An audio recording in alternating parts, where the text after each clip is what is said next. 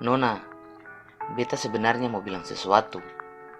Katon dua sudah tamang lama, so alami banyak kisah.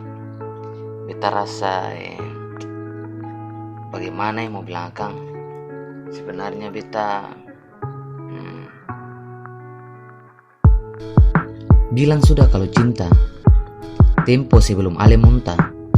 Kenapa susah? Dada sasa. Baru tahu kalau cinta bisa bikin asma.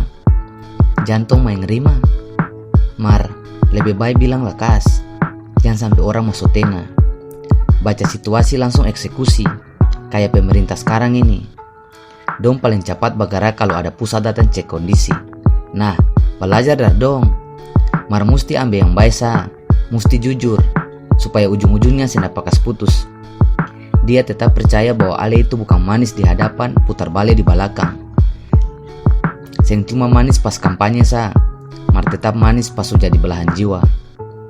Kalau dia sudah terima Ale, maka jadikan Ale diri itu relawan yang bisa bergerak cepat saat darurat rindu atau saat bahaya galisa serang dia pendada.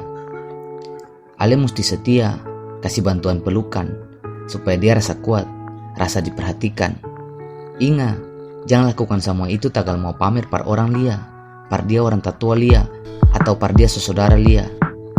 Jangan macam dong itu. Lakukan bukan par dinilai, mar lakukan karena dia dengan Ale itu bernilai. Apa yang Ale tabur, itu yang Ale tuai.